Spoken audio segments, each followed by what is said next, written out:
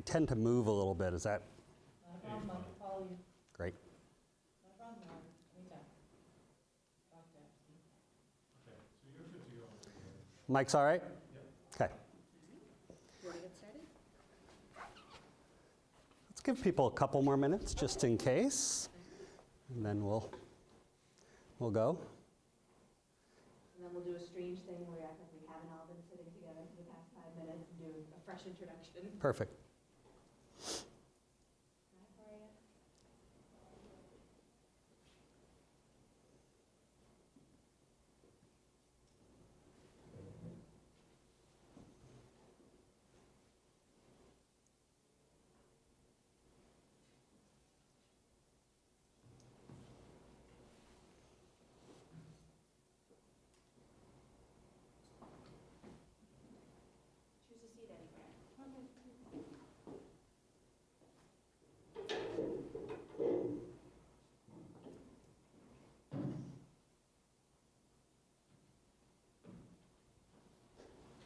Choose a seat anywhere. Take a seat anywhere you like.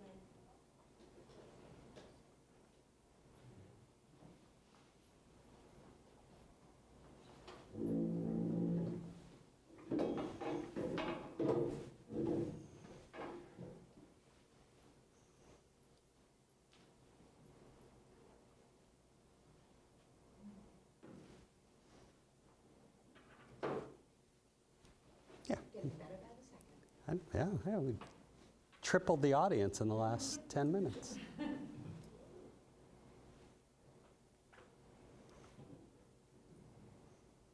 right, I think we can go ahead. All right. Yeah. Are you folks ready in the back?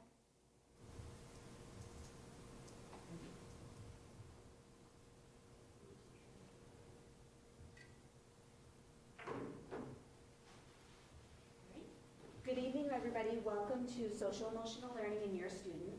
We have Dr. Larry Epstein here tonight, and he's going to talk about the many ways that here at school we're building your students' social emotional learning skills, and also the things that you can do at home to build those competencies with your own children. At the end of the presentation, I'm going to give a sneak peek of some of the other events that we have going on this month. If you're interested in the handout for this presentation, you can send me an email tomorrow, muldowneyA@foxborough.k12.ma.us, and I'll send you the handout. All right, and with no further ado, Larry. Thank you. Good evening. It's good to see you all. Welcome to folks here in person and the folks watching from home. We'll sort of refer to this. You guys are the pants group, and then the people at home, I'm assuming, are the no pants group. They're the ones that sort of felt like, nah, I got to stay in my jammies. So we're glad folks could join us from home, and certainly thank you guys for coming out tonight. So by way of introduction, I'm just going to give you a quick little background about who I am and the work I've been doing with Foxborough for quite a few years now. So I'm a psychologist in private practice. I'm the originator of the Calm Compassionate Parenting and Calm Compassionate Teaching approaches, some of which I'm going to pull from tonight as I talk with you about building social emotional skills in your children. Been working with Foxborough on and off probably for the last, I'm going to say, 7 or 8 years, and pretty consistently for the last 4 or 5 years, and doing a variety of things, one of which is working with teachers and other staff to address various sort of behavior struggles that they're seeing in students, and doing that through the lens of social emotional learning. And I'm going to talk much more about that tonight as I describe kind of some of the things that may be helpful if you're seeing various sort of struggles in your kids. And the good news tonight, just so you know, is that because these things overlap, you're going to get some really handy strategies for working with a variety of behavioral struggles that you might see at home or at school. I'm going to start just with a little bit of research to give you kind of a sense of sort of what we mean by social emotional learning and the impact of addressing social emotional skills in our children. So this report that came out about 5 years ago now from the Center on the Developing Child at Harvard University, it's an incredible report. Highly encourage you to go to their website. If you want the report, you can download it there, or if you email Amy, I can get her a PDF of the full report. It's got some incredible information and data in it, but what I want to highlight for you all is sort of basically what they looked at is kind of all the research on how do you create positive outcomes for youth and families. And one of the things they found is basically, what they found is basically, that there are sort of these three things that if we address with children and families, we will get positive outcomes both for the children and for the adults in their lives. And those three things are reducing sources of stress, right, which it's one of those things where you're like, well, duh, right? Like, yeah, less stress, we do better. But we're going to talk about some ways that you can do that. Supporting responsive relationships between the adults and their kids. I'm going to talk specifically about how we might accomplish that. And then strengthening core life skills. Now, what they're referring to as core life skills, this is one of those things where depending on the orientation or field of study of the place that you're looking at, we use the same or different terms for the same kind of skills. So what they're referring to as core life skills, I'm going to be referring to tonight as social emotional skills. In the schools, we tend to refer to these as 21st century skills, right? The skills that kids will need to succeed in this 21st century, right? And it's also, for those of you that are sort of familiar with this is also what Daniel Goleman referred to way back in the day as emotional intelligence, right? So this has sort of been an evolution over the years. I had the very good fortune, I worked in Colorado for quite some time before moving here about 12 years ago, 13 years ago. I had the very good fortune to see Daniel Goleman speak when he was just coming out with his emotional intelligence book. And it really is sort of one of the things that put me on the path for where I am sort of today in my professional work. So emotional intelligence, social emotional skills, core skills, thinking skills, these are all kind of referencing the same thing basically. So when we help build those skills in our children, when we reduce sources of stress and we help support these responsive relationships between the adult and the kids, we get healthy outcomes for children and for the adults in their lives. That's our goal, right? Lofty, but good news is doable. Now, more closer to home here in terms of school is that there is a tremendous amount. This is just a small fraction of the studies that are out there. And I would, if you're interested in learning more about the research here, CASEL, CASEL.org is an excellent site. The Collaborative for Academic and Social Emotional Learning. They're a clearinghouse for a lot of this research and specific curriculum and programs that can help build these skills. But just a couple of kind of key bits of research that help us sort of justify why are we putting in the schools so much time into building social emotional skills. Back when I started out in this area, there's still some of this debate today, but certainly 20, 25 years ago when I was starting this work, there was often this question, we don't have time to work on social emotional skills, we've got to work on academic skills, right? And it felt like a conflict. Well, the good news and the important news is that when we help build social emotional skills in our children, we get more positive academic outcomes. So just a couple studies here to highlight that. Higher social competency in kindergarten increased the likelihood of those kids obtaining a college degree and a full-time job in adulthood.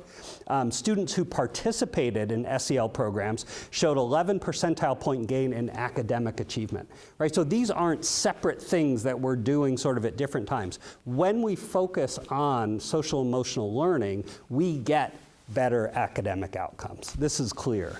And there's a return on investment. So one of the things from a financial standpoint is they found for every dollar spent on SEL intervention, there's a return, this was back in 2015, a return of $11. And that comes in the form of less time spent on discipline, for example, and other things. So we're not just doing this because it sounds good. Some people kind of think it's sort of fluffy or whatever. We have clear evidence that shows very positive outcomes when we focus on social emotional learning. In fact, a very small study that was done in Italy a number of years ago looked at longitudinally reading skills in 3rd grade and then in 8th grade.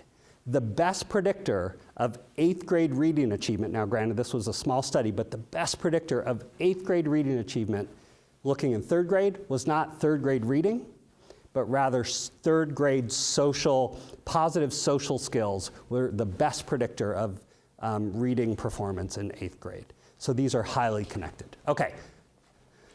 I'm going to get off that soapbox and now talk about what we mean by social emotional skills and how to sort of build those and strengthen those in our children. So I'm going to give you a list. It is one list. There are many lists out there. And again, if you go to sites like Castle, you'll get some stuff. So I'm kind of focusing on some of the more common social emotional skills that that are important to address in our children and can be problematic if they're struggling with these skills. And I put them in a few different categories. So one area is just communication, the ability to label our feelings and express our needs. The way that Daniel Goleman described this way back in the day was, think about this as the analogy of reading. That the ability to look at letters and the sound, to be able to sort of express the sound associated with those letters are the building blocks for reading. Similarly, the ability to understand your feelings, label your feelings, express your feelings and needs, that's the building blocks for things like self-control and goal setting and social skills. So the ability to identify and express your feelings is a core skill that you need to do a lot of other things. So our ability to communicate specifically our feelings, our needs, identify those and express those. Emotion regulation. I'm going to talk a lot about this because I would imagine if you're like every other parent on the planet, this is one of the areas of struggle that can be the most frustrating, right? So this is when our kids struggle to stay calm when they're frustrated, think rationally, manage things like anxiety and sadness, so the ability to regulate our emotions. So note, first we have to know what those emotions are, and then we have to manage them, regulate them. Very important social emotional skill. I put, even though this isn't social emotional per se, I put this in the list, these sensory processing and regulation skills, for a couple of reasons.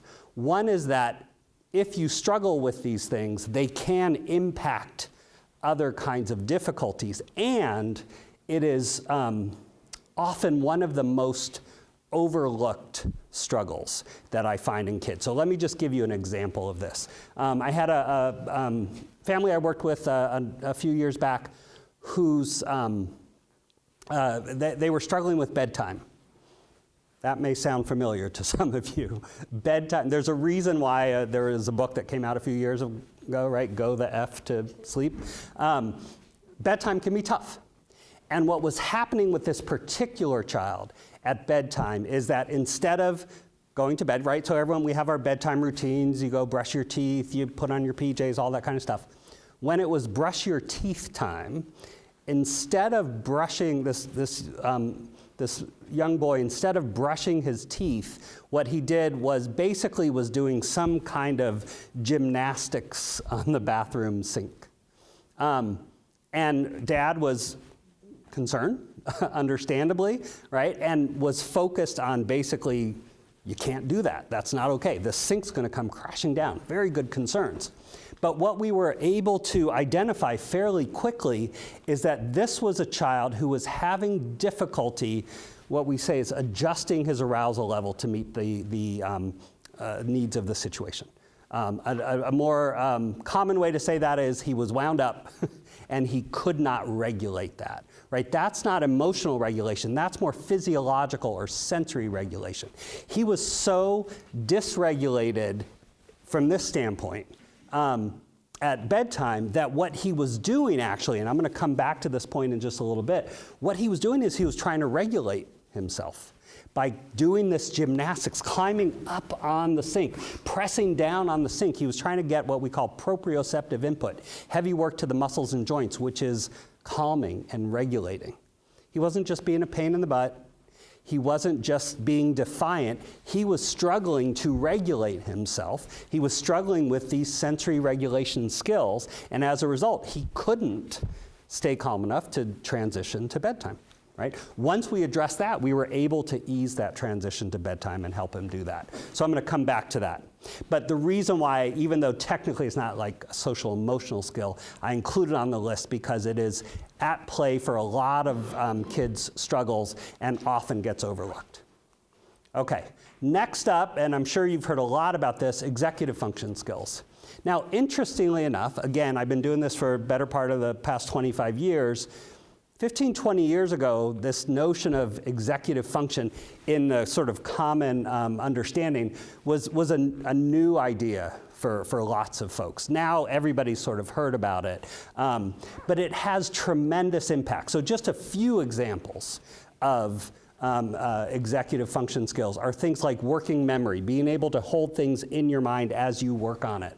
Forecasting. Really important skill, and I'm going to come back to this. I'm going to talk a little bit later tonight about compliance or non-compliance when our kids aren't doing what we want them to do and the skills involved. This is a huge one.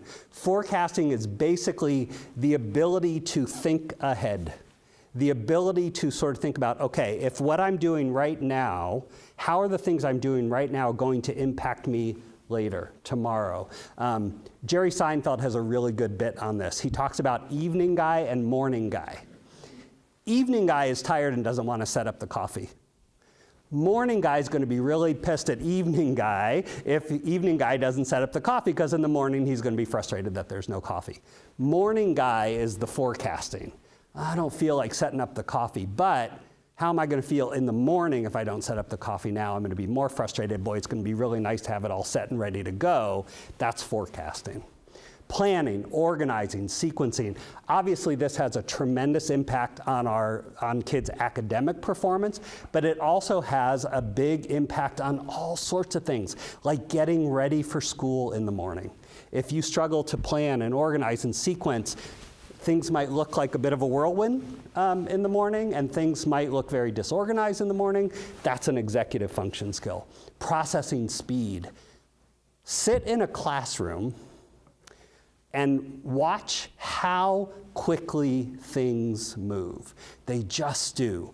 Teachers, and this isn't, teachers aren't doing anything wrong, but there's a lot of stuff coming at kids. There's a lot of transitions. I worked with a third grader a few years back who would get very frustrated, would fall on the floor, roll around, sometimes get so frustrated he'd knock over his desk, that kind of thing. And why? Because he took so long to process that by the time he kind of finally got going, teacher was on to the next thing, and this was constantly happening. What a frustrating way to go through your day, right?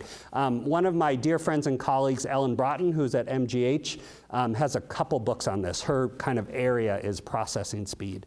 And she just, actually, I think it's coming out like in the next day or so, Bright Kids Who Can't Keep Up. Is her new book. It's an excellent one. And she talks a lot about processing speed and the impact of struggles with processing speed. Shifting gears is huge. Transitions are tough. And kids who struggle with transitions, which is just basically going from this to that, right? You had to make a transition tonight. You had to transition from whatever was going on in your life before you walked in the door to sitting down and kind of being ready to hear this presentation. Shifting gears from one mode to the next. Think about all the time, all the shifts you need to make in the course of your day. Think about all the shifts that kids need to make in the course of their day. I had a middle schooler, this comes up a lot, kids who struggle to shift from passing period mode to classroom mode. Think about those two different things. Passing period mode is loud, talking to your friends, energetic. School, learning mode is sitting in your chair quietly ready to listen. That's a big shift. And we have kids who struggle with that. And what do they look like? They look like walking into the class still in passing period mode.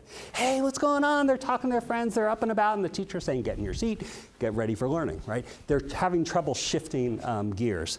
And then, of course, a very popular one and well-known one is impulse control. Just the ability to stop and think. I'll talk later about one of the schools that I was at. I worked as a school psychologist and as a classroom teacher for a number of years.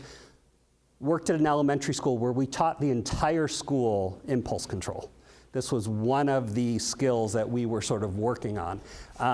It's huge, right? If you can't stop and think, you're going to do a lot of bonehead things. You just are, because you don't engage in that process. It's going to help you control that, right? So impulse control. So these are all in that executive function area, and this is just a sample. There's a lot more even than these.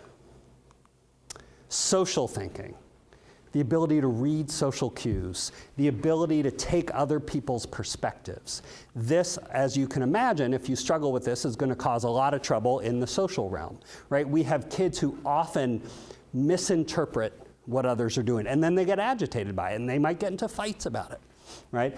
We have kids who may just think about things only through their lens, so it's even foreign to consider that someone else might have another perspective, right? So that's going to create some various trouble in the social realm. And then this is actually kind of one of my favorites in a way, in part because I work with kids in my private practice. I work with kids who have very significant behavior struggles, and it is often connected, at least in part, to this struggle, struggling to think flexibly. Kids who struggle with this social emotional skill often present in ways where their thinking is more all or none, very black and white. You get a lot of, in sort of the frustration kind of times, you get a lot of you always, you never, it's not fair, those kind of things, very black and white. They tend to be susceptible to distortions of thinking. They tend to over-personalize, over-generalize, catastrophize. They tend to sort of skew more kind of negative. And so that's going to cause a lot of trouble. They often get described as willful or stubborn. I'm going to talk more about that because that sounds very personality-like. It's not. It's a skill. They struggle to think flexibly, so as a result, they often get frustrated if things don't go their way, right? They often misperceive information. They have trouble shifting set. They're the kind of kids that might get thrown. I was talking with someone just the other day, and it was like there were some plans to go somewhere, and then on that particular, it was an outside event, and it was raining, so the thing got canceled, and the child couldn't handle it. But you promised, you said this was going to happen, right? So they can't shift. This is what's going to happen. Well, things change, so it's not going to happen, and they can't handle it. Now, one of the things that's really important to know about these skills is that we often don't see the skill struggle per se, right? So one question that I want you to sort of ask yourself is, does my child, where's my child at? Like any child, they're going to have strengths and they're going to have struggles. So what are your child's strengths in these areas, and what are the struggles that they might have? The interesting thing is that we don't tend to see the skill struggle, we tend to see the result of the skill struggle, if that makes sense. So in other words, we see behavior. This is why I use this iceberg analogy. We see the result of a skill struggle, which might be the child climbing on the sink at night. It might be a child flopping down on the floor and having a massive tantrum. Not necessarily a 2-year-old child, but a 10-year-old child, a 15-year-old child. I work with older kids who may exhibit those same behaviors. We may see aggression, verbal aggression, physical aggression. We may see just kids shutting down. Any of those behaviors are indicators signals that there are skill problems. So the most important thing for us to do when we see those behaviors is ask a question. And that question is, what are they struggling with right now? Because those struggles are below the surface. What I just talked about, communication struggles, struggles with emotion regulation, struggles with sensory processing or sensory regulation, struggles with social thinking, struggles with executive function, and struggles with cognitive flexibility. These are all social emotional skills struggles that if you have some kind of struggle there, we are going to see it present as those kinds of behaviors. So it's really important when we see that behavior to look below the surface to say, what does it tell us about potential skill struggles? So far, so good? Let me just do a quick pause. Questions, clarification. And I'm going to have like a broader Q&A at the end, but as I go along here at certain points, I want to just make sure this makes sense. So we good? Okay. So here's what this means. And what I'm asking you to do in order to really be focused on these really crucial social emotional skills, you need to think of your kids in a different way. What we tend to do when kids are struggling, when they're misbehaving, we tend to think of them as behaving badly, right? They're misbehaving. That disposes us to think of punishment, right? And I'm sure you've all been there, right? So we tend to, well, you're throwing a tantrum, that's not acceptable, I'm going to take this thing away. Something like that, right? Think about it differently. Think about it, instead of thinking about misbehavior, that your child is behaving badly, think about your child struggling to handle something difficult. And the analogy that I'm going to use, and I'm going to keep coming back to because this has implications for how we help kids develop these skills, which I will be talking about. I use this weightlifting analogy. Think about this as any situation requires a certain level of skill, right? If I am expecting us to go to the zoo on Saturday, and then there's a big storm on Saturday, so we're not able to go to the zoo, that requires a certain level of frustration tolerance, yes? It's frustrating not to go do the thing I was really excited about doing. So there's a certain level of skill necessary to handle that. If your skill, or if your child's skill is significantly lower than that, it's essentially the equivalent of being asked to lift 25 pounds and you can only lift 5 pounds. There's a gap. And when there's a gap, we're going to see behavior. So what are they struggling to handle? They're struggling to handle the frustration associated with that change in plans. They're struggling to think flexibly about, well, yes, this was promised, but because of situational changes, it's not able to happen. That requires a certain level of flexibility of thinking.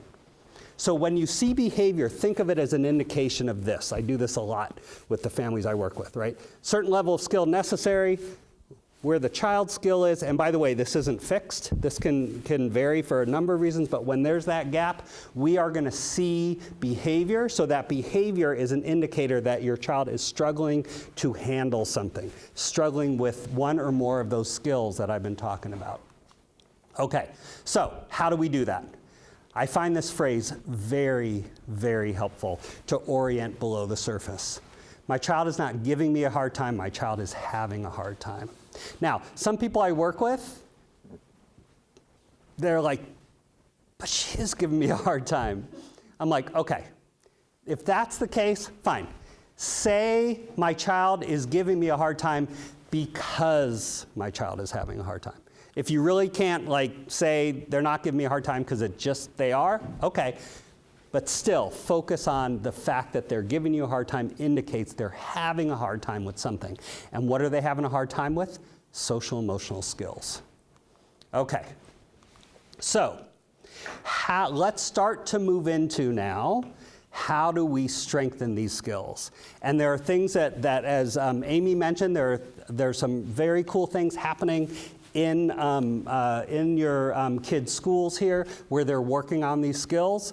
I think you're all familiar with some of the data, the surveys that they've done to look at where groups of kids are doing in terms of some of these skills, and the staff has been sort of designing interventions to target specifically some of these skills. Here's what's really important to think about in terms of how we build these skills.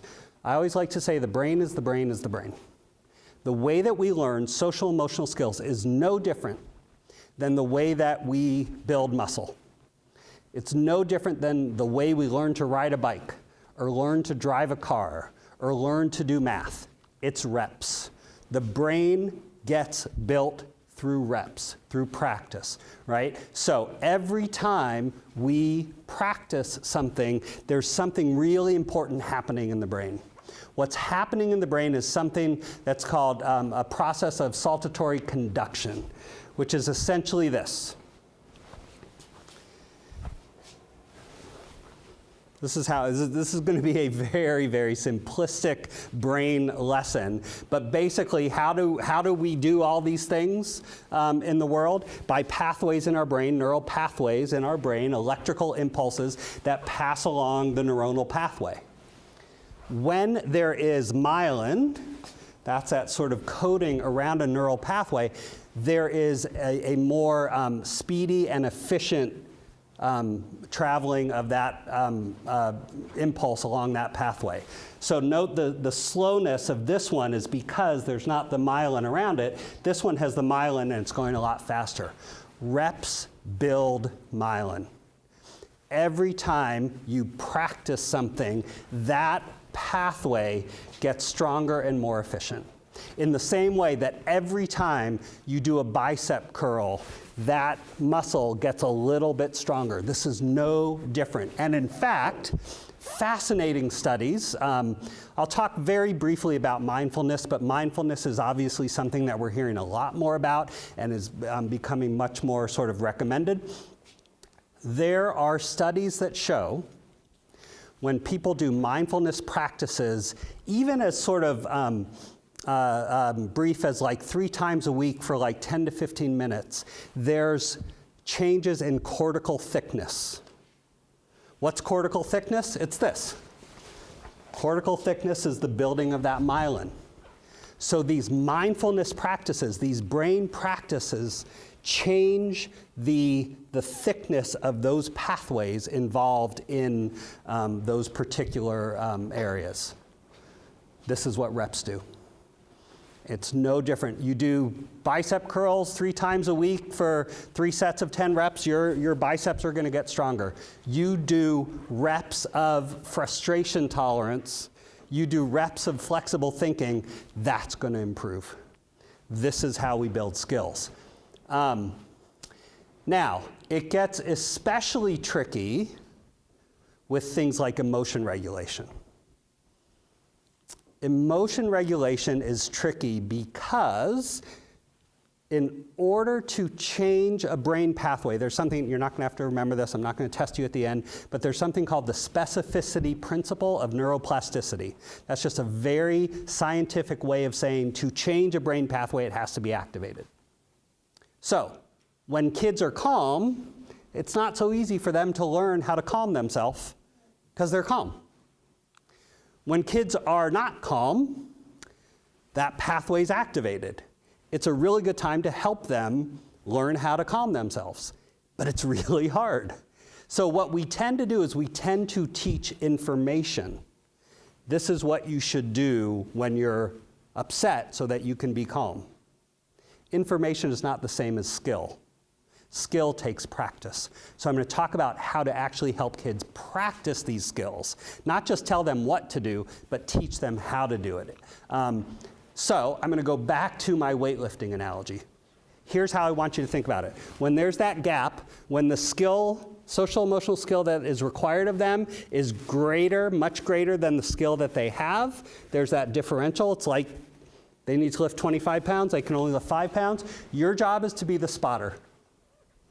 Your job is to help with that differential. If you can help them with that differential, they're still doing some of the lifting, but they are going to get stronger. And I'm a Star Wars fan, so if you like that, Luke, I am your spotter. This is our job. Okay, so think about it this way. It's hard to stop. What we tend to focus on is trying to get our kids to stop misbehaving, right? It's hard to stop doing something. It's much easier to do something in its place. So what I want you to think about is, what do you want your child to do instead? And you can't say not do that, right? What do you want your child to do instead of hitting? Not hit. That doesn't count. That's just a fancy way of saying you want them to stop. Instead, think about the skill that they're struggling with, and then work on building that skill. So, if their behavior indicates that they're struggling with labeling or expressing their feelings, give them the words, right? So focus on helping them do that skill. If this is about, and I'm gonna go into more detail about how we do a lot of this stuff, but if they're struggling with emotion regulation, we wanna model and facilitate calming strategies. I'll talk about how to do that.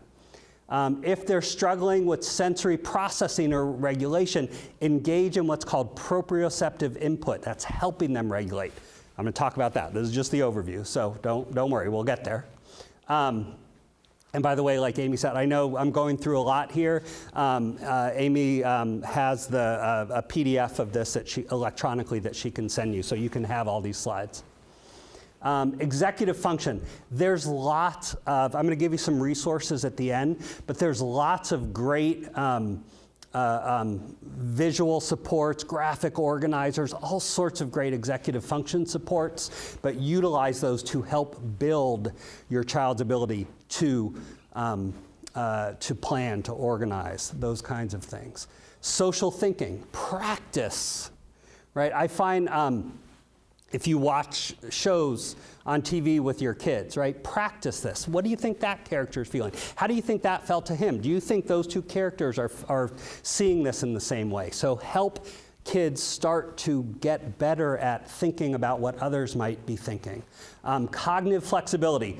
The biggest mistake we make with cognitive flexibility is we tell kids they're wrong, even with the best of intentions. I had a child who was struggling with math, and he said, and he was refusing help. And when asked why, he said, "I can't do math." And the teacher's response was, "Sure you can." Meant to be encouraging, but felt invalidating. So don't tell a student you're wrong. Ask for some information. Well, what do you mean? I talked with this kid and I said, well, tell me more about that. What do you mean you can't do math? Well, it's just really, really hard. What are you working on right now? Long division. Okay, you struggling with that? Yeah. Okay. How you doing with addition? Addition's fine. How you doing with subtraction? Subtraction's fine. What about multiplication? So-so, but it's okay. Long division's hard though, right? Yes. Okay, so when you say, I can't do math, it sounds like what you're saying is, I'm working on long division right now and it's really hard, but there's other things in math that I can do? Yeah, okay. Gray it up. Ask questions. Move from the all or none to specifics. Help kids start to think more flexibly. Okay. Again, throwing a ton at you, so let me pause. Questions, clarifications. You still with me? Okay, I'm assuming folks at home are still with me. So let's talk about one of the toughest skills, emotion regulation. When someone is triggered, when they become emotionally dysregulated, they experience what Daniel Goleman referred to as an emotional hijacking or a neuronal hijacking. The emotion mind totally messes up the rest of the brain. Daniel Siegel calls this flipping the lid. I do this a lot. Here's your brain. Okay, another very simplistic brain lesson here. The thumb, it'd be like if your brain were a peach, it'd be where the pit is. That's the emotion control center of the brain.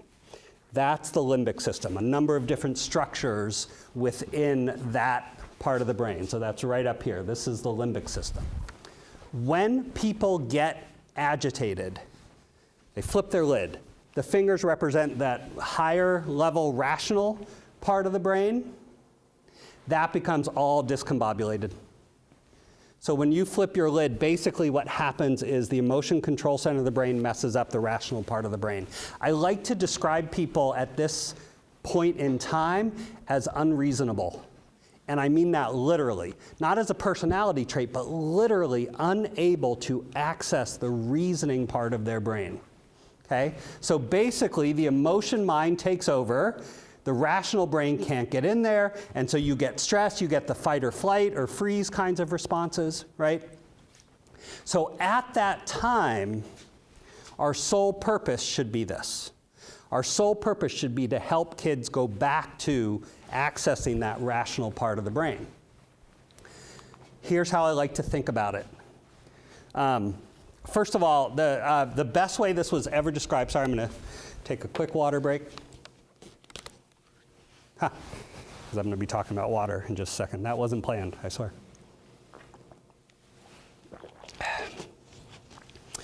One of my patients once described this struggle as, it's like you can't find your glasses. What do you need to find your glasses? Your glasses. You need your glasses to find your glasses. What do you need to help be calm? You need to be calm. That's the dilemma. So the way that I want you to think about it is, it's like there's a fire raging. Okay? So when your child has flipped their lid, and how do we know that? Because they might be screaming, they might run into their room and slam the door, we might find some colorful language escapes their mouth. That is the indicator that they have flipped their lid. That is the indicator that they are in distress and we need to help them. Okay, think about it as there's a fire burning. There are three options, one of which we're going to try to avoid. I think you can guess which one. Three options to respond to a fire. You can add fuel to the fire. That's the one we want to avoid, just to be clear. You can let the fire die out on its own, or you can pour water on the fire, right? If you think about when your child has flipped their lid, it's like there's a fire burning. Not only should we think about what do we do to help, what should we not do? We should try not to add fuel on the fire. Here's the interesting thing. Most of the things adults do when their child has flipped their lid fall into this category, right? What does that look like? Threats. You can't talk, you keep talking to me that way, I'm going to take away your iPad.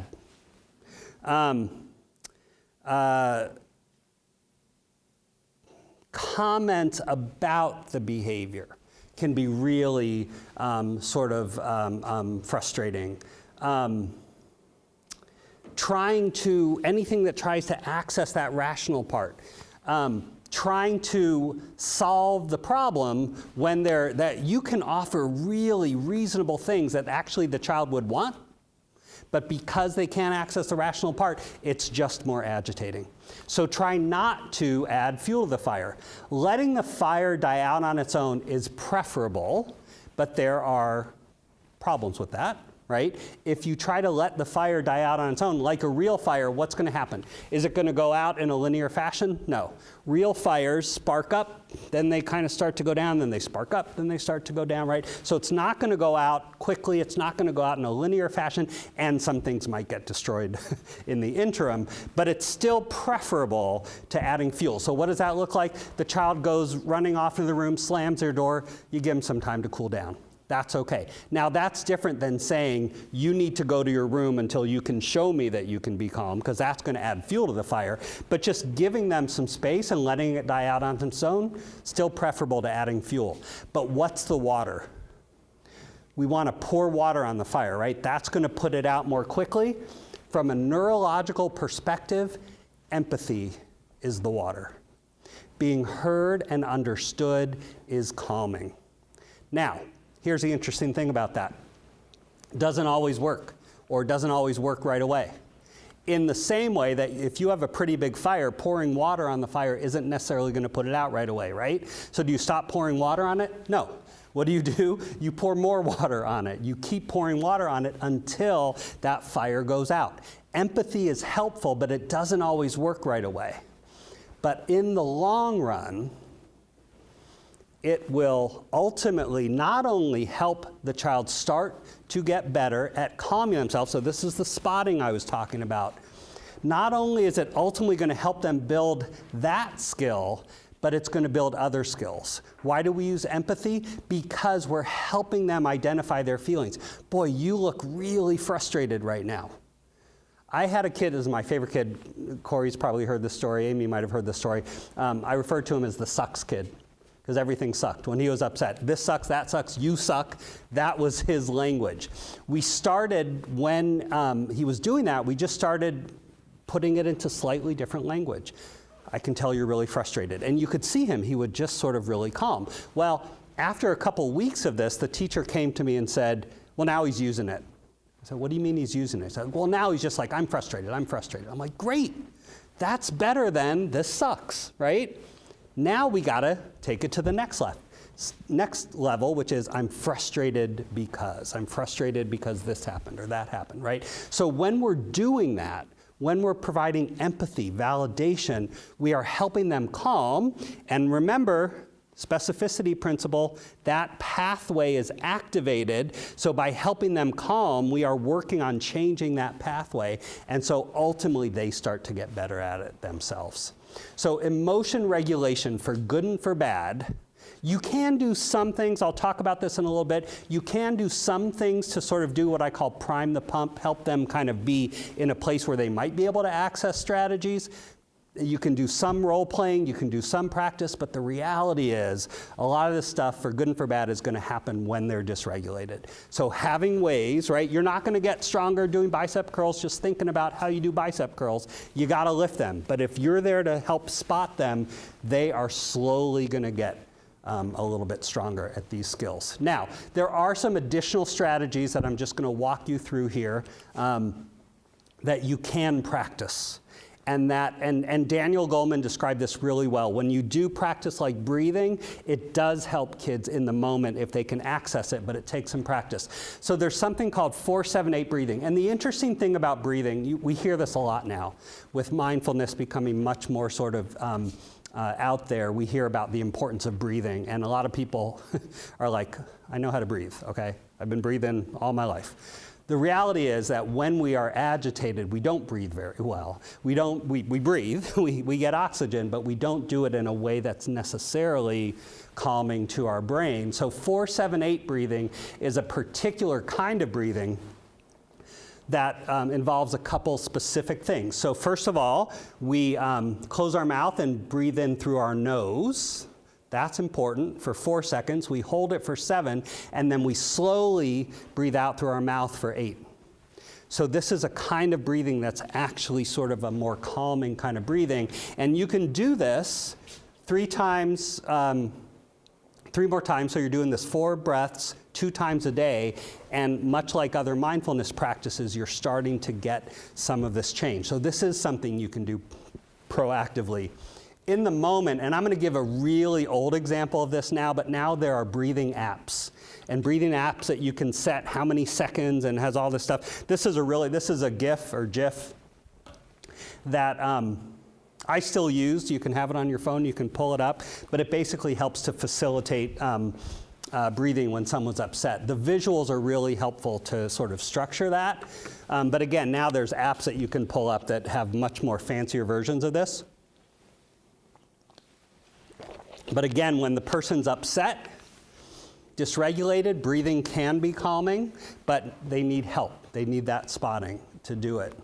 Going back to empathy for a minute, when we see kids who are, I like the term agitated. It's a little broader, but basically when our kids are angry, it's really important to keep in mind that anger is considered a secondary emotion. There's something underneath it. So when we validate the anger, boy, you're really angry, it's not necessarily calming. In fact, oftentimes the response might be something more like, duh, you're damn right I'm angry, right? Something like that. So what you want to think about is what's underneath it. You might not be able to read this very well, but there are a variety of emotions that can present as anger. Anxiety, panic, often presents as anger. If you see your child screaming at you about something, they may be afraid. They may be in that fight or flight, right? So they might be anxious or afraid. Frustration certainly presents as anger. Guilt, embarrassment can, jealousy, hurt, disappointment. All these things sort of are the core emotions, but they often get expressed as anger. I was just talking to my daughter the other day about this sort of notion of, there's this saying, anger is sad's bodyguard. Right? So anger can be sort of protective in that way when underneath the child might be feeling hurt or sad. So what you're trying to do when you're empathizing is to tune into that underlying emotion. That's where you get the calm, right? So we're supposed to go to the zoo today. It's raining out there. We can't go to the zoo. The child is flipping out and you say, boy, you are really disappointed. You've been hoping for this or excited about this trip for weeks, and then it changed at the last minute, and that's a huge disappointment. I get it. That's calming. But we're attending to not the anger, but the underlying emotion. Also, it is helpful to provide reassurance, but the kind of reassurance, there are a couple things about reassurance that can be somewhat problematic. One is oftentimes when we attempt to reassure a child, we do it in an invalidating way. So we say, it's okay. That's an attempt to sort of be reassuring, but it's not okay, right? The child is upset, it's certainly not okay, so that feels invalidating. So instead, what we want to do is provide a sense of hope. There's this great kind of structure here for helping kids who are feeling some kind of negative emotions that we term validation and hope. And there are a couple key components to validation and hope. One is the sequence. If you do the hope before the validation, it can feel invalidating. So start with the validation. The other is the and. We often, and I guarantee if you just watch this for the next week, in these kind of situations, you're going to notice how often you say, but. We do this all the time. So we offer that validation and then we take it back. I know this is hard, but you've done hard things before. We just said it's hard and then we invalidated it. Instead, just very simple fix, not easy, because the but is almost reflexive. And this is, this is hard, and you've done hard things and I know you can do it, right? So validation and hope, not validation, but hope. Anytime you validate, hold on. I was gonna say hold on to the but that sounds not exactly as I meant it to. So watch for the but. There's no way that I can say that without it sounding wrong. Careful about saying but. Watch for it, say and instead. And then if you have a child who's actually having more of a panic attack, the grounding exercise is really handy. When you are having a panic attack, you lose connection to your physical world. You sort of get disoriented. If anyone's ever had a panic attack, you really sort of are very disconnected from your physical space. So what the grounding exercise does to help you stay calm is, it's also sometimes referred to as 5 things. You go through this. Tell me 5 things you see. And the child says, I see the chair, I see the table, I see the camera, I see the clock, I see the door. Okay, 4 things you feel. I can feel the chair, I can feel the table, I feel my arm, I feel my face. Okay, 3 things you hear. I hear the sound of the faucet, I hear the cars outside. 2 things you can smell, 1 thing you can taste. It grounds them, it brings them back to the physical environment and gets them back to that calm place. Now, here's what's challenging. Our kids aren't the only ones that flip their lids. We as adults, when our kids' lids flip, often our lids get flipped. One of the Most common conversations I have with parents is this: a dysregulated adult can't regulate a dysregulated child. When we are dysregulated, it is very difficult for us to help our child regulate. In the same way, right, if our muscles are fatigued, it's going to be hard for us to be the spotter for our kid who's struggling. So, one of the things that's very important to do here is regulate ourselves before we help our kids regulate. And sometimes that involves walking into a different room, getting yourself back together. But I've developed a mnemonic that kind of helps help you stay calm to help your child stay calm. It's called POV because what we're trying to do is we're trying to tune into the child's point of view. So there are 3 steps here. First and most important step in some ways is to do nothing. Pause. We reflexively, all that fuel to the fire stuff that I talked about, that's a reflex. We're not even thinking about it. We just say it. And sometimes it's that experience, right, where the things that come out of your mouth are the things that your parents said, right? You feel your parents coming sort of out of your mouth. Pause. Take a breath. Don't do anything. Just give yourself a minute, a second, a couple seconds to just not do anything. Then orient. Orient means remind yourself. My student, my child's not giving me a hard time, my child's having a hard time. That orients you below the surface, away from the behavior and to the underlying struggle. Ask yourself what they're having a hard time with, and then that will allow you to validate. Pause, take a breath, you orient, wait a minute, they're not giving me a hard time, they're having a hard time. What are they having a hard time with? They're having a hard time with the frustration that goes along with these plans being changed at the last minute.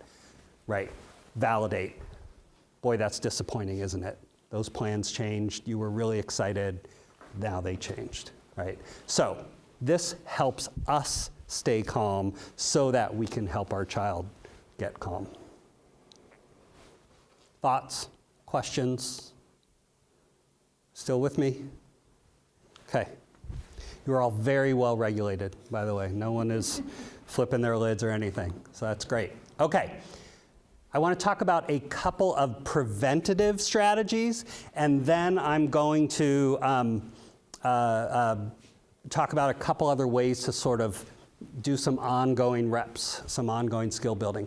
But there are a couple very common behaviors that can be addressed. Actually, I like to say simple, but simple doesn't mean easy, but in a pretty straightforward way. One is something that we call a reflexive negative response. A reflexive negative response, all our kids have done it, is the automatic no, right? We say, go to bed, they say, F you. Maybe. They're a little bit older. If they're younger, hopefully they're not saying that, but some of the young ones do as well, right? But there's some kind of version of no. No, I don't want to. You can't make me. The point here is it's reflexive. There's no thought process involved. It's no different than the doctor hitting your knee and your leg kicks up. And it's usually in response to what we call imperatives, commands, especially kids. I mean, all kids are susceptible to this, and adults too, for that matter, but especially kids who have struggles with cognitive flexibility and other executive function kinds of skills. We see this reflexive negative response to an imperative. Go get your PJs on. I don't want to. No, you can't make me. It's reflexive to the command, the imperative. So there's something, and Sarah Ward, who's some of you are probably familiar with, she's a local, she's in Lexington, but a local executive function expert, talks a lot about this, that instead of using imperatives, use what we call declarative language. Declarative language are basically observational statements. Instead of demanding or insisting, those are the imperatives, make a comment or an observation. So rather, and try to use I rather than you need to start packing up, or you need to get ready for school. That's a command that might produce that reflexive negative response. Instead, try something like, I'm noticing that your backpack isn't packed yet. It's an observational statement that promotes reflection. Remember what I said before? It's hard to stop doing something. It's hard to stop the reflex. What you want to do is promote what you want them to do instead. Instead of a reflexive response, you want reflection. You want thinking. So when you make these observational statements, it promotes reflection. You can do this with, and try it out. It's not magic, but it's kind of remarkable. It doesn't work all the time, but it works a lot of the time. Instead of, hey, you need to clear your place at dinner tonight, unless you've already had dinner, I'm noticing your plates are still on the table. What it does is it prevents that reflexive response and promotes reflection. It kind of naturally, oh, yeah, they are. And it gets them thinking, okay? So there's a when you get the handout, there is a link to this peer project therapy from the heart. It's basically a couple of preschool teachers who are really into this, and they give some more detail there about how to use declarative language. They give some sentence starters. You know, I'm noticing, it seems like, it looks like, those kind of things. So there's a little resource for you there. So using declaratives can really reduce that reflexive negative response. So it's preventative. It's stopping the kids from being kind of triggered to begin with. And then the other really handy, going back to the sensory stuff, another really handy strategy is proprioceptive input. Heavy work to the muscles and joints. I always use the example of ball players. Back in my day, so I grew up in Los Angeles, used to go to Dodger Stadium a lot. It was tobacco. Now it's like sunflower seeds or gum or that kind of thing. But the pitcher, who would be kind of gnawing on this stuff, provides heavy work to the jaw muscles and joints and helps them focus and be regulated. Proprioceptive input is really helpful to help kids be regulated, and what it does is it can calm kids when they're wound up, but it also can raise them up if they're under-aroused, if they're kind of dragging. So proprioceptive input has this great way of bringing you kind of to the middle where you need to be. And basically what it is heavy work to the muscles and joints. Think about isometric kinds of things. Think about wall push-ups or regular push-ups. It's heavy work, whether it's to the jaw muscles, the shoulder muscles, the hand muscles, just even kind of, you know, pressing against. I'm going to see if I can do this. In classrooms, I'll have kids do chair push-ups. You can try this if you want. Putting your hands on the side of the chair and just holding yourself up. It's actually not that easy to do, frankly. And you can really feel it in your muscles. It provides some heavy input to those muscles and joints. It can be regulating, right? So it's heavy work, and it's basically what's called bottom-up processing. So again, we're getting a few different brain lessons tonight. Right here, the brain kind of develops from the bottom up. What's one of the first things that we teach, if you think about it, what do we teach our infants how to do? One of the very first things we teach them how to do, regulate themselves, right? How do we do that? We rock them, we swaddle, we give them things to suck on. What are those things doing? Providing proprioceptive input. Swaddling provides this really nice deep pressure that's calming. Sucking on a pacifier or the thumb provides proprioceptive input to the jaw muscles and joints, calming, right? Rocking is sort of this movement that can be calming. What's basically happening is the very base of the brain, even before the sort of this emotion regulation center, this is the sensory regulation part of the brain. It regulates things like breathing and hunger and sleep and those kind of things. Very bottom of the brain. And then as the brain develops, emotion regulation starts to develop, and the higher level thinking develops later, and the frontal lobe develops last. It's kind of from the bottom to the top. When kids are over-aroused, when they're wound up, when they're moving around in their chairs, like in classrooms, right? If they're all over the place, and we tell them, you know, you need to sit down and calm down. First of all, I love the notion, there's a meme that goes around, no one in the history of calming down has ever calmed down by being told you need to calm down.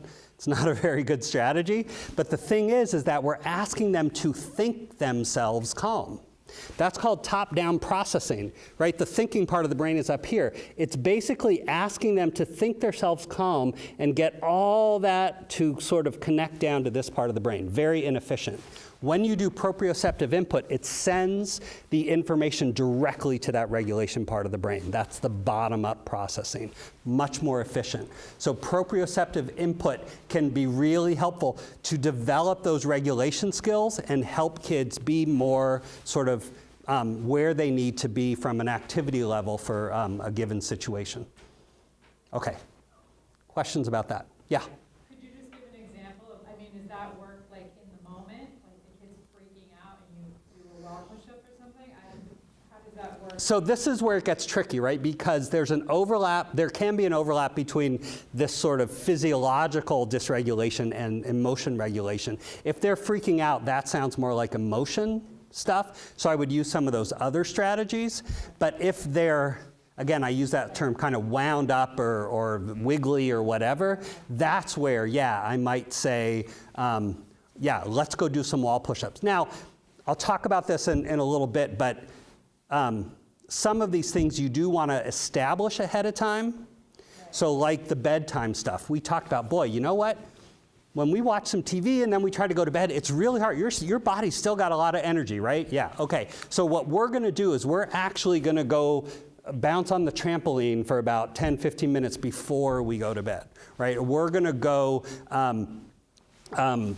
punching bag, right? Provide some of that kind of heavy work to the muscles and joints. We're going to go hit the heavy bag for 10, 15 minutes. That'll help you kind of be calmer. So you can set some of this up ahead of time, and then in the moment you be like, yeah, boy.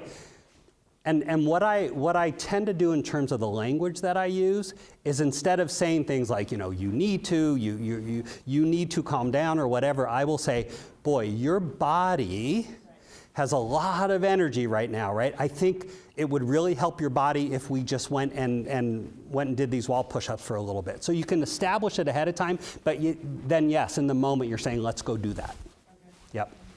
Other questions? Good question. Okay. All right. Pre-scaffolding, priming the pump. One of the things that's really hard about this, especially at the beginning, is that you might talk about some of this stuff like I just described today, and then in 2 days they're in that situation, right? It's hard for them to hang on to it. So priming the pump for predictable situations, right, is doing exactly what I described, kind of ahead of time saying, okay, we're about to go into this situation. You can do this with any of these skills: emotion regulation, sensory regulation, articulation. I have kids who get triggered in schools. They'll get triggered when we hand an assignment back and they get a grade that wasn't what they were hoping for, right? And sometimes with rigid thinking, it's like, oh my God, I failed, I got a 93. Right, something like that, so there's that distortion. So we might practice ahead of time when you look at that paper, when you get a paper back that is, or an assignment back that is not the score or grade that you were hoping for, what are you going to say to yourself? I'm going to say to myself something like, I really gave it my best and I can keep working and I can get better, something like that, right? That they can't necessarily access once they've been triggered. So priming the pump is just, okay, I'm about to give you your assignment back. What might happen? I might not get the score that I was hoping for. Yep. How are you going to feel? I'm going to be really disappointed. Okay, what are you going to say? I'm going to tell myself, you know what? I did the best I can. I can do better next time. Great. And then you give it back. So you prime the pump. And when you do that, again, then the child is more likely to utilize that skill, get that rep, and then eventually you won't have to do that anymore once that becomes more solid. One of the best analogies I ever heard about what's happening in the brain and what this pre-scaffolding does, this priming the pump does, is think about it like a sledding hill, right? When you go to a sledding hill, oftentimes there is that path that's been established, right? And if your sled is up there, it's gonna fall into that path and go down. That's the old pathway in the brain that's kind of been this sort of doing it the less than desired way. We are trying to create a new pathway in the snow. If your sled is there, you're gonna go down that old pathway. So what we have to do, and what this priming the pump does, is point you in this direction and gives you a little push down the hill. Now you've gone down a different path. Now, get back to the top of that hill. That old path is still there. That new path isn't very strong yet. You're going to go down that old one. So what do? Point you in this direction, give you a little bit of push. With enough repetition, what happens? That pathway, that groove in that, path down the snow starts to develop. It gets stronger. And this one snows over and starts to weaken. That's what happens in the brain. But that first part is the hard part, right? So we have to kind of help the kids do that with a little bit of priming the pump, and then with enough repetition, this becomes the new pathway.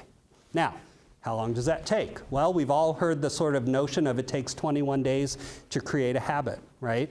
But it takes 90 days to create a lifestyle. So in other words, how often do you have to do that?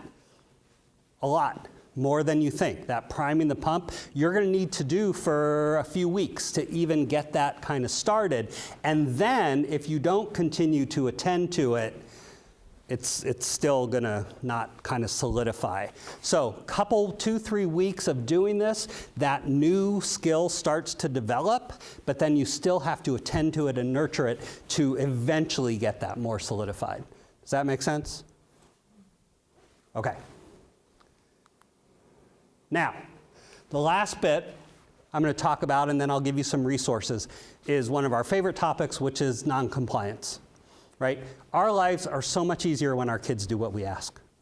It just goes so much better. That doesn't always happen. So what do? How do we deal with noncompliance? Well, we need to change the conversation. So what are we focused on tonight? Social emotional skills, right? So we need to start viewing noncompliance as indicators of skill struggle, okay? So we need to change the conversation from compliance to competency. So what am I talking about here? Well, noncompliance, that's the behavior, kids not doing what you ask, is typically a response to an unmet and often unstated need that the child has. Noncompliance is not the problem, it's the way the child's trying to get a need met. But oftentimes they're not telling us what that need is. Often, if we try to force our child to comply, those efforts will often backfire and further agitate. One of the things I talk with parents all the time is going to fill in the blank, going to soccer practice, going to church, going to the tutor, whatever. And so oftentimes the child will just, quote unquote, dig in their heels, say, I'm not going. And we try to force them, and that doesn't work very well. They get agitated, all of that. So to change the dynamic, we need to change the goal of the conversation. So what am I talking about? Well, in order to comply, in order to do what is asked of you, you need a few skills. You need to know what you need. You need to think flexibly about how you are going to get what you need, and you need to forecast how will doing it this way or that way impact things. I'll tell you one of my favorite stories. This was a young man I worked with a few years back who was refusing to go to swim practice. Parents, they were going to go on a vacation soon. They were going to be somewhere where there's going to be a lot of swimming, and of course they needed their child to, they were worried about safety, right? Not just we want him to swim with us and have a good time, but we want him to be safe. There's going to be pools and beaches and all that kind of stuff. So they were trying to do swim practice, and he refused to go. And they tried to force him to go. And that didn't go very well, right? So instead, what we needed to figure out was, okay, why? Why is he, the question you always want to ask yourself, not how do I get him to go to swim practice, but rather, what's making it difficult? What's getting in the way? What does he need? What's the unstated or unmet need that he is struggling with? Okay, so when we talked with him about this, here's what we found out.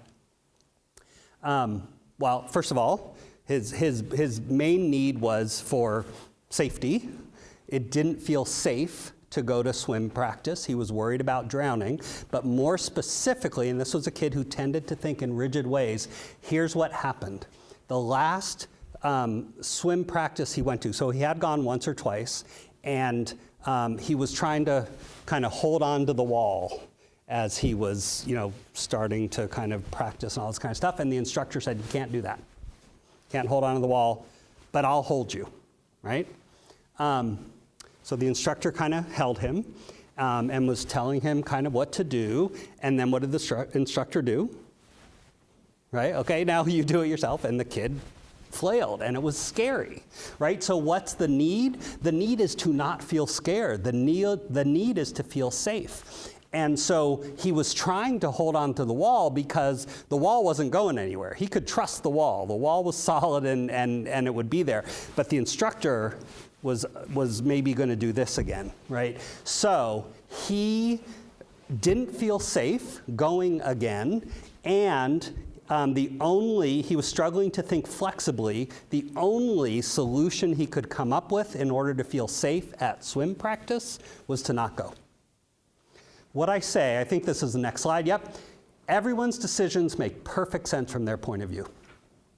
From his point of view, this was absolutely the thing to do. Note the rigidity of thinking, the only way I can be safe is to not go to swim practice. If I go to swim practice, I'm going to be in danger. It was that black and white, right? So then we were able, and he couldn't sort of think about, well, and this is what his parents were trying to do, but if you don't go, you're not going to learn to swim and you're not going to be safe. None of that was even on the radar for him. So what we had to do is say, okay, you need to feel safe. We need, because the adults often have a need too, we need to help you learn how to swim. Let's figure out how we can do that. Is there some other way we can do this swim practice so that you can start to get better at it, but in a way that's not terrifying for you? And we were able to do that. So we changed the conversation by, first of all, the other thing that's really important here is when were these conversations happening? 5 minutes before they had to leave for swim practice. That doesn't tend to go very well. Have the conversation before it comes up again with enough time to sort it out. Listen more than talk. We tend to talk a lot. I'm obviously very guilty of that. But listen, ask questions. What's going on? What are you worried about? That kind of thing. So ask those questions designed to facilitate thinking. What do you think is going to happen? Oh, you're worried that he's going to pull his hands away again? Okay, what will happen if he does that?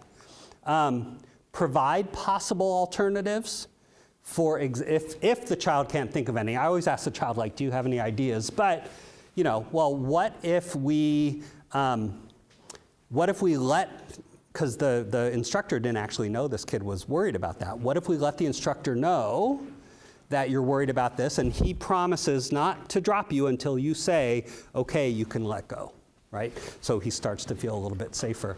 And then this is really important. Remind your child your goal is not to force a specific choice, but rather figure out ways to help them get what they need. This is very comforting for kids when you say, look, I get it. You need to feel safe at swim practice. I want you to feel safe at swim practice. Let's figure out a way that you'll be able to do that. Okay? Questions about that? Okay. So I'm going to share a couple resources, a couple final thoughts, and then I'll open it up to any other questions, and then we'll be good. Here, a couple of, and again, you'll have these in the handouts if you email Amy for those, but these are a couple of just really helpful resources I've kind of come upon over the years. Understood.org is a great website for all sorts of learning struggles, and I include, not just, it has academic stuff. It's got math difficulties, reading difficulties, all that kind of stuff. It's got executive function resources. It's got resources for emotion kinds of struggles, so all things learning. So it's a great resource for that. Lives in the Balance. So one of my mentors, Ross Green, who developed the collaborative problem solving approach, his website, livesinthebalance.org, has a lot of great information on some of the stuff I've been talking about. Sarah Ward's website, efpractice.com, has some wonderful resources for executive function. And then this website, funandfunction.com, has great tools for sensory stuff. So like when we were talking about the proprioceptive, a lot of good stuff there. For different kinds of ways to get some oral motor sort of proprioception, compression stuff that helps with some of that, all those kind of things. So I want to leave you with a couple of thoughts. First about our children and then about us. I love this quote from Rebecca Eanes, where she says, "So often children are punished for being human. Children are not allowed to have grumpy moods, bad days, disrespectful tones, or bad attitudes, yet we adults have them all the time. None of us are perfect, and we must stop holding our children to a higher standard of perfection than we can attain ourselves." This is just another way of saying, remember, your kid's not giving you a hard time, they're having a hard time. And actually, oftentimes, kids have less options than we do as adults. So keep this in mind. When you're seeing the struggles, look for the skills. Now, this is hard. So my other favorite quote from Emerson is this: we're gonna struggle, we're gonna lose our stuff, we're gonna flip our lid. So we're at the end of each day, and I still say this to myself, finish each day and be done with it. You've done what you could, some blunders and absurdities have crept in, forget them as soon as you can. Tomorrow is a new day, you shall begin it serenely and with too high a spirit to be encumbered with your old nonsense. Just, parenting is hard. I've got 2 kids. My youngest is getting ready to go off to college, which is always a mixed bag. She'll play these songs about growing up and I'll cry. But you know, our goal, right, is to prepare our kids to leave the nest and be able to navigate the world. Social emotional skills are crucial for that, and in fact are more predictive of their life success than some of these other skills, right? You can be a great mathematician, but if you can't regulate your emotions and you're being cruel to your coworkers, you're not gonna hold down your job, right? So we are doing the best we can. Our kids are doing the best they can. Be compassionate with them, be compassionate with ourselves. My website, calmcompassion.com, has some additional kind of resources, and there's some blogs there that you can access on sleep, some strategies for helping kids with sleep difficulties, screen time, and transitioning off screens. There's some strategies for that, and some information, more information about the declaratives and other things as well. So with that in mind, questions, other thoughts, questions? Yeah. Super helpful, thank you so much. Just a question, as I'm noticing on the kids' agenda for the day, like the rotation, that SEL is part of their rotation of the day. Now my kids are in elementary school, so I'm just curious, what does an SEL class look like, as an example, in the elementary level, middle school level, and high school level? It's a great question that I'm going to turn over to Amy to answer. Yeah. Thanks, Maria. So, Give her the microphone. Okay, the question was, and then I'm going to give Amy the microphone here. On the kids' agendas is SEL classes. What does that look like? What are some examples at the different levels? Am I speaking into this little part? Yes. Excellent. All right. So at the elementary level, we're using Second Step, and that's actually a program that we now have preschool through 8th grade. So that's sort of that direct SEL instruction that your kids are receiving when they're here at school. At the elementary level, that looks like, I believe it's on our schedule once a cycle.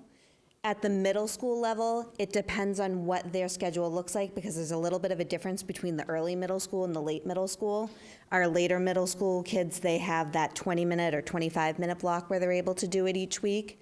The younger middle school students have their responsive classroom stuff that's built right into their day. And across all of our classrooms in the Foxborough Public Schools, that's one of the things that we want to make sure people understand the most is, yes, there are distinct blocks where you can look at kids' schedules and see social emotional learning time, but where the rubber meets the road, like what Larry's talking about, the reps, are having those opportunities for them to practice those skills outside of that direct instruction too. We want to give them that content, we want to give them those skills, and then we want to be able to have those chances for them to practice it.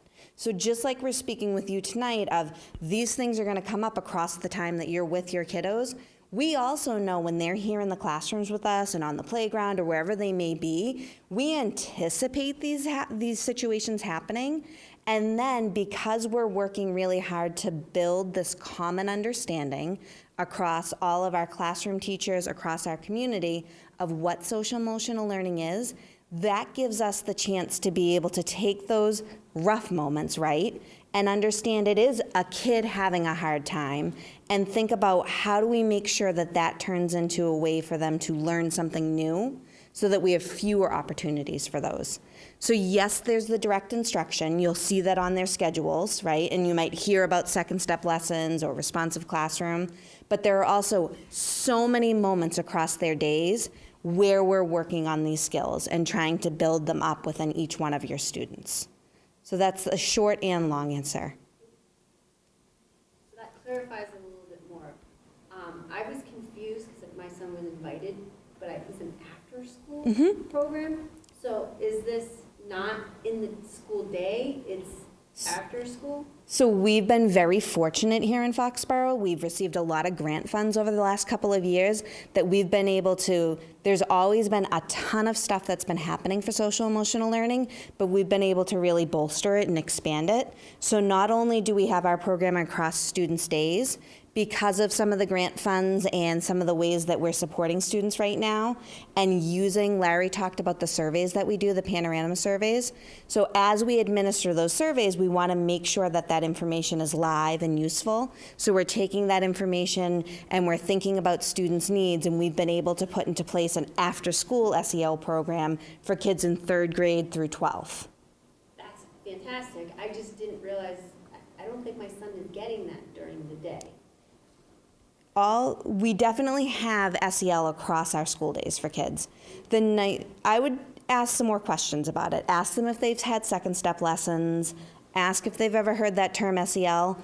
One of the things so this is a good thing sometimes too, is hopefully our kids see this as part of their education, right? That they see that this is one of the things that you learn when you come to school. Aside from reading and writing, we're also building those SEL skills. Mike, you will know who he is when I mention this. He didn't want to do the after-school program because he didn't want to be classified as a special kid. Aside from having some issues socially in school, he's having a hard time. He doesn't want to add fuel to the fire to children around who are making. And I think that that's part of what we're trying to do as a community, to help folks see that that social emotional learning aspect, it's not one small set of children. These are things that we're building in every single kid who comes through our door. Just like as parents, these are things that we're building in all of our kids.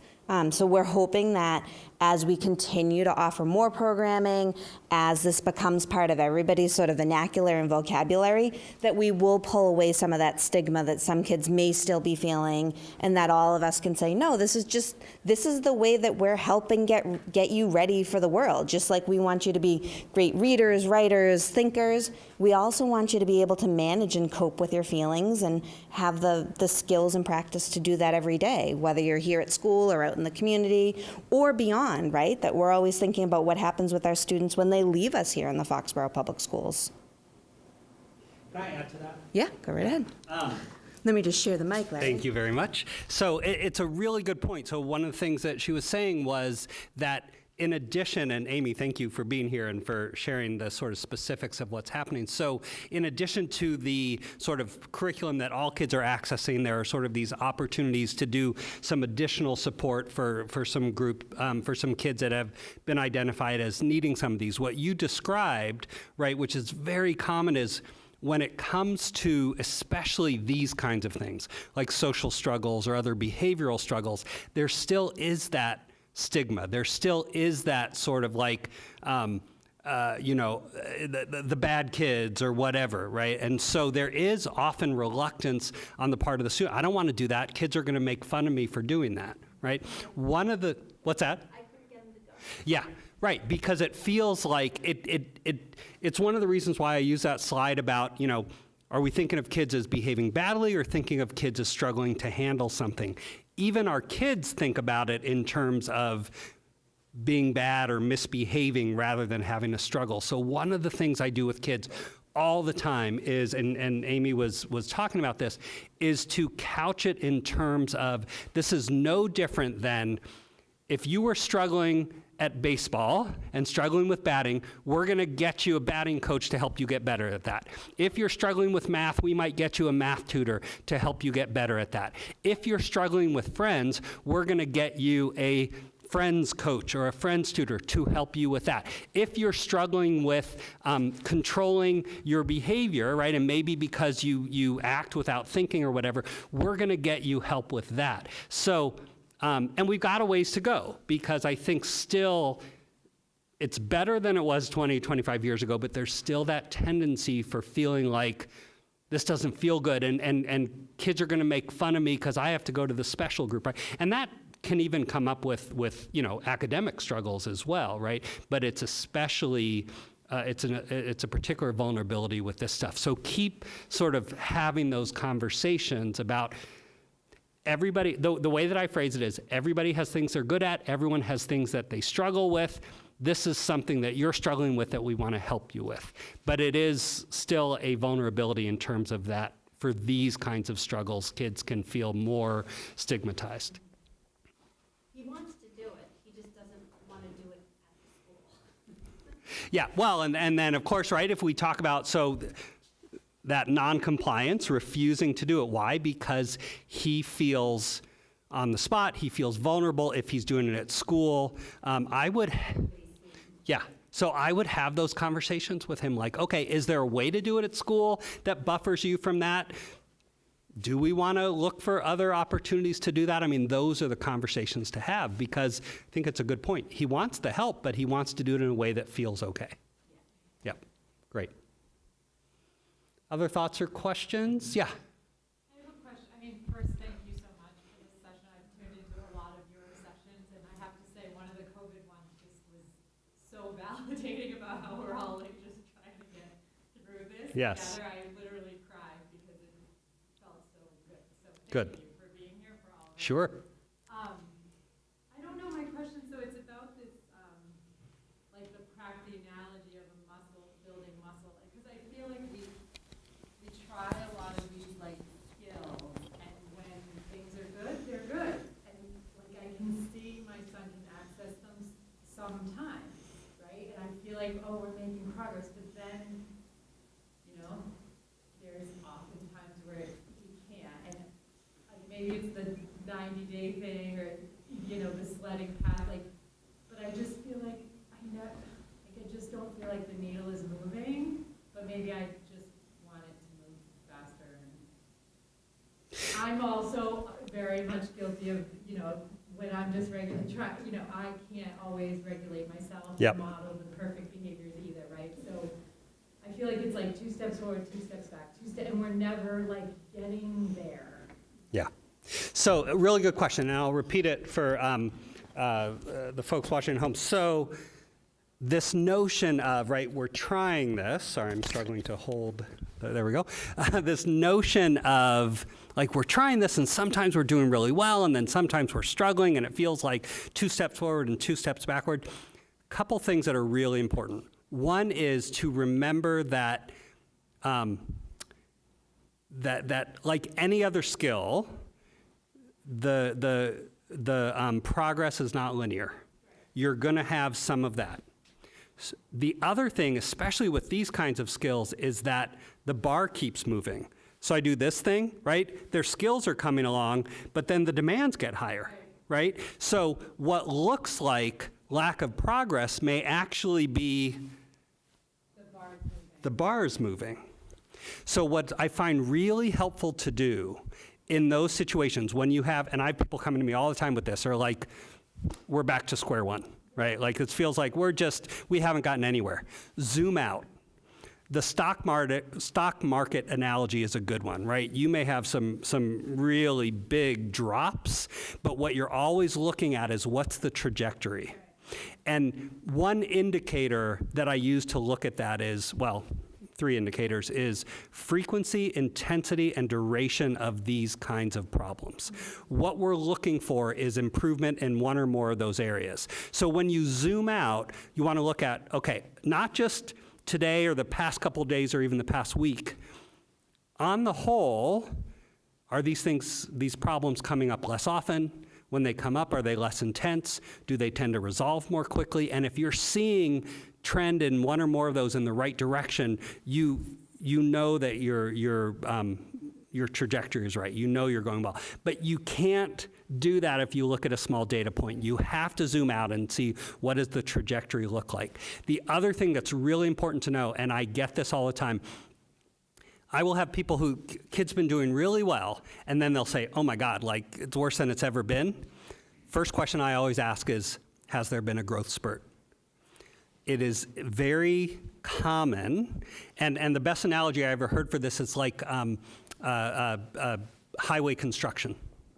When the brain is under construction, it's like when the highway's under construction. Traffic is a mess. Once it's done, once it's completed, things flow better. So sometimes if you get this sort of sudden change, now also look for other sort of changes in the demands, right? But if you get the sudden change, I always look for, has there been a growth spurt? Because that can really discombobulate the brain for a little while. And you get the result being some behaviors that you hadn't seen. And then once that's done, it goes back to sort of where it was. And it's funny because when I ask that question, I mean, it's not always a yes, but it often is. And sometimes it's, I'm not so sure. And then a week later, they're like, oh my God, I just had to buy him like new shoes and the pants were up to here and that kind of thing. So that is sometimes especially if it's all of a sudden we've been going well and then it drops like that, I would look for a growth spurt. That's sometimes the issue. Or any other kind of changes in the demands. Like, I mean, I was just talking with someone the other day.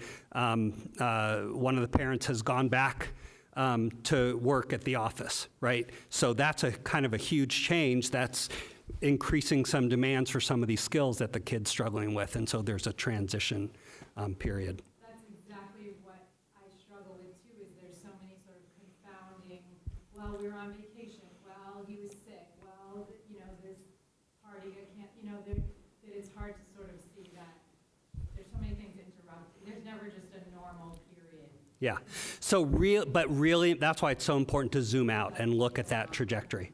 Yep. I have one more, sorry. Sure, no problem. This, and I think it's the sensory thing. So my son will say like, oh, we're allowed to chew gum. It really helps me. Oh, we have fidgets, he's doing the fidgets. And oh, my teacher said I can stand up in the back of the class. Oh, I'm allowed to walk around. And I struggle with like, great accommodations are great if they help you, but I just sometimes, I don't know if it's helpful or not. So at home, they'll be like, I do fidgets. And like, I don't see that as helpful. So I don't want to say, don't do that at school. I mean, I don't think the gum, I don't think you should be. So I don't know where to, I'm not an expert in this, but I have some concerns about all of these accommodations that might not be helpful. So yeah, so it's a good question, right? Especially with regard to these sensory accommodations. There's lots of them out there, and I know Foxborough does a good job with this. A lot of schools have gotten much better even over just the past few years of providing those accommodations for everyone. And going back to the stigma question, right? To me, that's one of the best things we can do is just say, if anyone's struggling, you can go to the standing desk, you can grab a fidget, whatever. However, to your point, they don't all work the same for everyone. And I certainly know, was it 2 years or so ago now, right, the fidget spinners became more of a, like, oh my God, distraction, not helpful, right? So they can help or they can be projectiles or toys, right? The key, though, is to, if you're, so you want to, first of all, assess, is this working or not? If it's calming them, if it's helping them focus and regulate, it's working. If it's not working. But we don't want to just toss them. We want to improve them. So basically, we want to look at, okay, what is this thing doing? And is it, I mostly look at it from the lens of proprioception. Right? So a lot of the fidgets, like some fidgets really provide that proprioception, others are just fidgety, right? They're something to fiddle with, but they're not actually regulating, right? So the question you want to ask is is it helping to regulate him? Is it helping to focus him? And if it's not, then what we say is not, don't do that, right? But rather, let's find something that works better. And then we want to think about it from the standpoint of, and by the way, kids give us clues all the time. Look what they're already doing. If you have a kid who is kind of moving a lot, then maybe they need one of those sort of pressure seats that helps to kind of provide just a little bit. You know, you all tonight have been shifting in your seat from time to time. That provides some little signals up to the brain to help you stay focused and regulated. If they're shifting a lot, maybe they need something more like, there's those discs that can kind of help. If they're putting a lot of things in their mouth, maybe they need something more like the gum, or, you know, gum is problematic in other ways, but something else that provides that heavy work to their muscles and joints. If they're doing a lot of tactile stuff, then think about, are there more efficient things that they can get a really good squeeze? Back in my day, it was silly putty, but now like sticky tack, like that stuff that you can really press, right? So we want to think about it as, what can we give you to help you do it better, and look for clues in terms of what they're already doing. Where are they seeking that input? Is it oral? Is it tactile? Is it movement? And then find things that will help them do that. Fun and Function, that website has so many different sort of options depending on what they're needing. And then, you know, if you're not sure, this is where I find occupational therapists invaluable to sort of help guide us as to what might be a more effective and efficient method for them. Thank you. Yeah, you bet. Sure. My oldest son, he's a junior now, but he had that issue in elementary school, and he did all the fidgets, he had the bouncy seat, he had all, but then the fidgets, like the spinning things, were becoming annoying. So he was very sensory, so he would have like a soft silk, he has a blanket at home, and it's a silky blanket, so he would have something like that was like attached to his folder or whatever, that he could just rub. He had like a rubbing stone that was smooth but had like a fingerprint feel to it, or even like almost like fake grass, like a little square of it where he could just stick his nails into it. So just something that wasn't moving all the time and making lots of noise. It seemed to help him a little bit. Gum did work for him as well, but instead of the spinning toys and the popping things, I focused on more quiet sensory options that I could just have in his folder. And it worked. I mean, we went through a lot of different things. That's great. And what I would add to that is the way that I approach it with kids is really like a experimental, like, tell me. Like, let's try this. Nope, you seem more wound up. Okay, that one didn't work. Let's try this one. Oh, that seems to help, right? So again, I think there is a tendency when it's not working to say, you're not using that appropriately, you're just messing around, and then we take it away. Instead, we want to just kind of come at it from the standpoint of, oh, that didn't help you, let's try something else. And then eventually, right, you hit upon the ones that work for them. Yep. Other questions? Yes? Quick question. With all of this research and really good skills and tests, is there any like research about the impact of like these days, like a lot of social media and all the screen time for the kids? How's that impacting the skills, and if we need to revisit these skills and strategies? Like me personally, I found it when my kids started getting a bit older and they had their iPad, it starts getting harder to work with them in regulating their feelings and having a good conversation with them, or making logic, or answering even the questions. Either I don't have a patient, I'm fine, no, I know. You know, it's make it hard to have really logical conversation with them because they don't have the patient. They will have like the short, quick answer by I'm fine, or Right. no, I know, you know. Yeah, so the question is, right, social media, screens, how does that impact all this stuff that we're talking about? I try really carefully not to sort of demonize. I mean, there's a lot of, right, there's no question that there are negatives to all the social media. We know that especially for teens, we're seeing increases in anxiety, increases in depression. There's lots of risks and downsides and problems with screen usage, and especially social media, but other things as well, right? App makers are very aware of how the brain works, and they design things to keep flooding the brain with dopamine, and you want more and more and more and more. They're very clever about those kind of things. So there are certainly problematic aspects of screen usage and social media that I would, in terms of what I've been talking about tonight, that really increase the demands for a lot of these skills, right, in a way that kids aren't ready for. The flip side of that is they're not going anywhere and kids are accessing them. So I like to see those as opportunities to build some of these skills, to talk with them, to engage with them, both in terms of what they're doing and show some interest, although there's going to be some degree of like they're not going to share some of that. That's just how it goes. But to help them think through what they're doing, the implications of it, pros and cons, how might they get some of these needs met. These are all opportunities to try to build the skills, but there's no question that it's making it harder. It is. The best thing we can do is help them get better at using these things in responsible ways, in manageable ways. It is very hard for kids to regulate their screen time. It's just so engaging. And adults too, by the way, not just kids.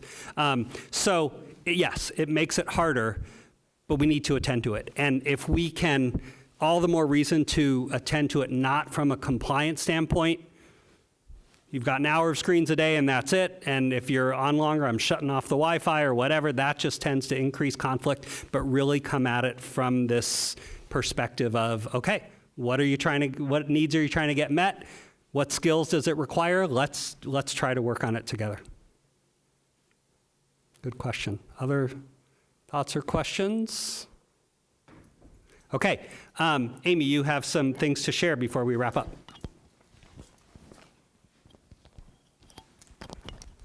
First things first, I want to thank Larry for coming tonight. Thank you.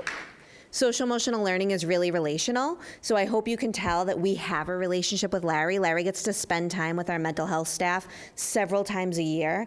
We're really lucky that we're able to bring experts into our district that we have long-term relationships with. He knows our students, he knows our population, so I hope that what he offered you tonight felt like it really did hit close to home because he knows our Foxborough community. Along the same lines, next week, Dr. Barry Plummer, who's another psychologist who consults to the district almost weekly, he'll be doing a coffee hour at the Ahern. We sort of separated these coffee hours into secondary and pre-K to 4 just because we know that folks are dealing with different developmental issues.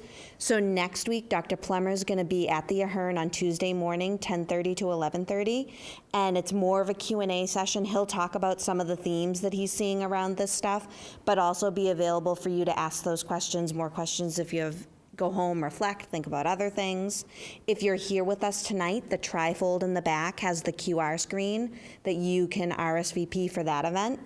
On March 28th, here again at the Borough, we'll do the same thing with Dr. Plummer, but we're going to focus that event on the pre-K to 4 families, and that way those families, you guys can talk about the things that you're concerned in that sort of age range. So we have 2 more events with Dr. Plummer this month. The other thing I just want to put out there, save the date, on the Thursday before April vacation, I believe it's April 12th, we'll have another Lunch and Learn with Dr. Santucci from McLean Hospital. She's going to talk about school avoidance and some of those tolerance skills that we can build up in our students as we go through their educational career. And then the end of April, we will be hosting another event with Minding Your Mind. This event's going to take place at the Hyde Park Library. It'll be during one of our regularly scheduled METCO parent engagement meetings, but we're really hoping to see lots of folks from Foxborough at that event. It's 2 miles from the Reedville MBTA station, so if you're somebody who commutes from Boston, we're hoping that you could stop on your way home or come up from Foxborough. But we've had really great events with John Madelman. We're going to have a new young adult speaker, Wes, who's going to also talk about his lived experiences with mental health. So lots of stuff that's happening. We hope that we're meeting people's needs with these parent education events, but we also know that there is still more that people are looking for. So a gentle reminder that we are part of William James Interface now, and that's the referral network that you can call. It's staffed 5 days a week, 9 to 5, knowledgeable clinicians. What they do a really great job with is matching people with the right fit of mental health services, right? It's not always just showing up at an office or a telehealth appointment. There's a whole range. They're getting the right kind of providers that people feel comfortable with. And I'm so happy to say that the wait lists have become a lot more manageable for families that are using William James. If you're here with us in the room, there's some postcards in the back. There's information on the trifold about William James. If you're watching the live stream or the recording, please check your school messenger. The message is there. There's information about William James there. And we'll make sure that we get everybody the handouts, a way to get the handouts and the link for this. All right. Thank you so much, everyone. Oh, Just wanna thank you for that information. I will definitely check that out. On the second, if anybody, I've been having a very difficult time finding outside counsel. So definitely we can talk more about William James because they're a wonderful resource. All right. Awesome. Thank you all so much. Your email again? Super simple name, Muldowney A, Muldowney A at Foxborough, foxborough.k12.ma.us. But we're also going to send out a school messenger reminder about next week with Dr. Plummer and the link to the live stream recording and all of that stuff too. All right, excellent. Thank you to everybody who joined us tonight. And thank you to Dr. Epstein.